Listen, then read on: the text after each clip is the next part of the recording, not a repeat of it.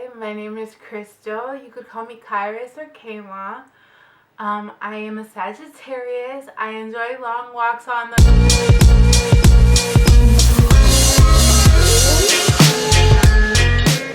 So, no, I haven't been making videos, but you know what I have been doing? I've been dating. And this just in, dating in 2017 is traumatic AF. I don't know what gave me the bright idea to make a Tinder, but I did. And you know what? I have had a whole slew of horrible dates. And you know what the only good thing about that is that it gave me good material for use. So what's up, K-Mafia? Welcome to the horrible Tinder terror date series. So today I'm going to tell you about Eric. That's not his name, but you know we do pseudonyms on this channel because your girl doesn't want to get sued. So let me tell you about Eric. Cute guy, you know, on a scale of 1 to 10, I'd give him a solid 7. He seemed fit in all of his pictures. He had suits on, like very suavemente. You know what I mean? He had a dimple and his hair was like in like a high top fade, and I'm like, you know what, here in Montreal you never get black guys on Tinder, so let me match with this black guy in Zoo. What a two. So I don't like meeting people off the bat. You know, some people want to go on a date with you and from there build a relationship. I would rather build a relationship with you first, so I know if I want to waste my time getting ready, beating this face with a smack makeup to even go on the date. He wasn't that great of a texter, but at the end of the day, he would call me for like 2-3 hours and we would talk, and he was just really cool. So about 3 weeks in, he's like, hey, you know, I really think we should hang out, like it's time. And I was like, okay, you know what, you're cool and whatever, I guess it won't kill me to hang out with you. And then the night before we hang out, this is why I'm telling you, you know they say don't ask certain questions, etc. It's too much for a first date. Listen, so the night before, I can't remember what we were talking about. I think I said something about Obama because, you know, Obama is forever my president, even if I'm Canadian. He drops this bomb that he is a Trump supporter. Now, from that moment, my arse should have been like, you know what, canceled. So he tells me he supports Trump. He goes on a tangent for like 45 minutes on about why he supports Trump, etc., etc. I should have known better. 22-year-old, his parents got bank. 22-year-old African black man, his parents got bank. He grew up with a maid. So he is definitely a black Republican, a black Canadian Republican. Anyway, whatever. So then at that point, I'm like, you know what? Let me ask him the important questions right now. So I compiled a list. Are you pro-life or pro-choice? How do you feel about Black Lives Matter? Man tried to say that Michael Brown was a thug and that he beat up the officer beforehand, etc., etc., etc. And you know what? I actually have the recording. Insert recording of this guy talking all this dookie. The guy was a thug. I feel like those kind of incidents will never happen if you were turning yourself to good. Wow. There are so many people who want to stay ghetto, I don't feel like those kind of people are trying their best to... So yeah, at the end of the night, at the end of that conversation, I was like, you know what, I really don't think it's a good idea if we meet. Like, I think we should just like ixnay this. And he was cool enough to be a friend. So I was like, you know, even though I already checked out and I wasn't gonna date this guy, like I knew it wasn't gonna be romantical, I was like, I could still go. So he suggests we go to Tim Hortons. Now, if you're from the States, Tim Hortons is kind of like Dunkin' Donuts. And I'm like, whatever, okay.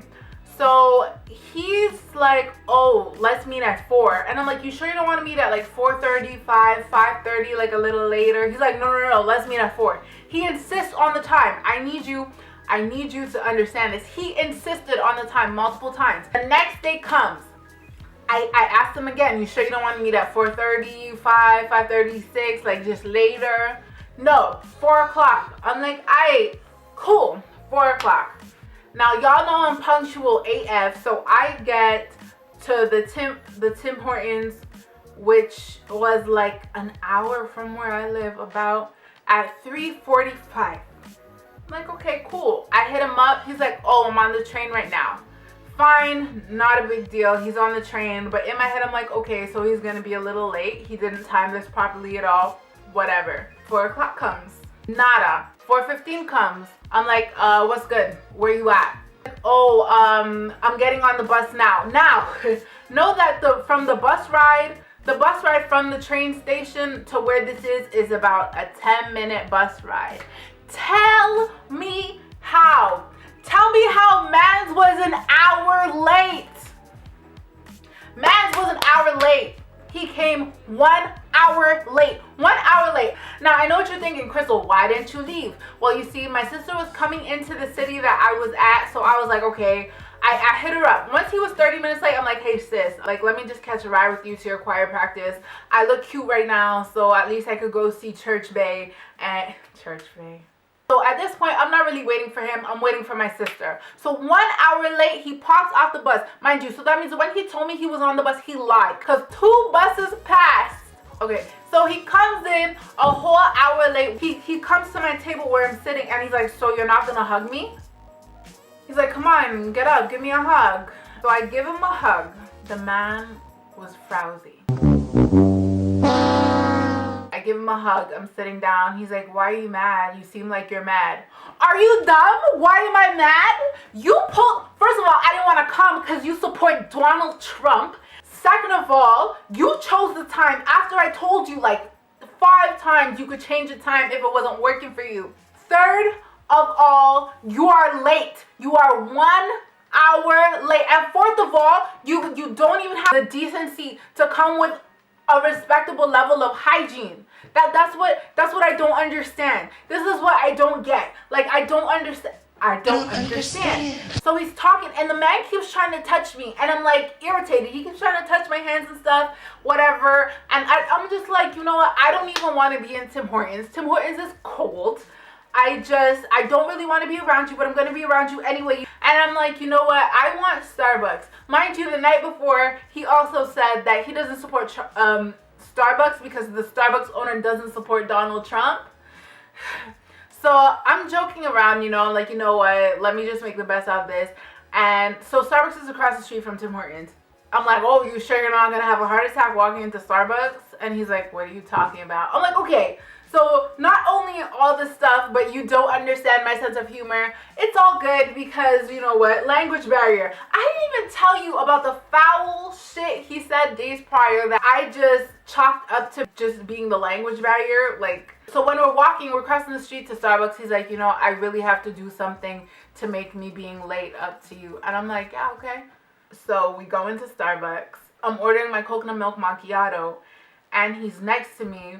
And in my head, I'm like, okay, you know, he said he wants to make it up. Maybe he'll pay for my drink. Not that I'm pressed if he does or he doesn't, but maybe he will because he wants to make this up to me. So my drink comes up to $4. He doesn't budge. He doesn't make a move. It's okay. I have my Starbucks card. I wasn't really expecting him to pay, but I thought, you know, courtesy, he was late. He wanted to make it up to me. Perhaps he would pay. No, he didn't. Whatever. So I'm thinking he's not ordering anything. Boy, was I wrong. Man ordered 2 cheese danishes and like a chocolate cookies and cream small frappuccino. 2 cheese danishes and a cookies and cream small frappuccino. I don't make this up. And I'm like, okay. So, okay. All right, cool. So at this point, I'm just waiting for my sister to come. And so he comes and he stands next to me. Like I said, he was frowsy. It smelled like he either took, I feel really bad because you know what, he's a nice guy still, but he smelled like he took a shower the night before, didn't put deodorant on, woke up in the morning and like sprayed with cologne. So I could smell his cologne, but I could smell the rankness, you know what I mean? And I just feel like that's so disrespectful. We're sitting and I'm like, oh, well, my sister's like gonna be here in 5 minutes. And he gets mad. He had an attitude. He's like, so you're gonna leave? And I'm like, well, what do you expect? You're an hour late. So I did lie to him and say that I already had these plans, even though I didn't. I was just so irritated I didn't want to be around him. So yeah, my sister came. He's like, so should I say hi to her? Like, if you want. Anyway, so he's like, hi. And she's like, because who does that? And you know, I thought about giving him a ride to the metro after, but then I was like, no. He hits me up and he's like, you seem really distant now, you know? Like, I don't know what's wrong. Did I do something? Are you kidding me? Did you do something? Okay, y'all, am I overreacting? Am I overreacting? He's a Trump supporter. He doesn't believe in Black Lives Matter. He was late. He smelled bad. He had an attitude when I said I was leaving because he expected me to stay longer because of him. He said he was gonna make it up to me and never made it up to me. Am I over exaggerating? Am I doing too much right now? Like, I don't know. Anyway. I'm sorry. I just missed the cake. The punchline. So I go on Snapchat later that night. Maz was at a hookah lounge with some chick, but he was in the same clothes. He was in the same frowsy, disrespectful clothes. You couldn't have changed. So that means he did not take a shower. And imagine, it was hot as hell that day and he was in full jeans. So imagine how bad he smelled. That poor girl. And you know what? Even if he did take a shower, he's dusty for putting back on the same clothes. I'm sorry. This makes me passionate. This wasn't even my worst Tinder date. This wasn't even the worst. But luckily, I don't think I'll be going on any more Tinder dates.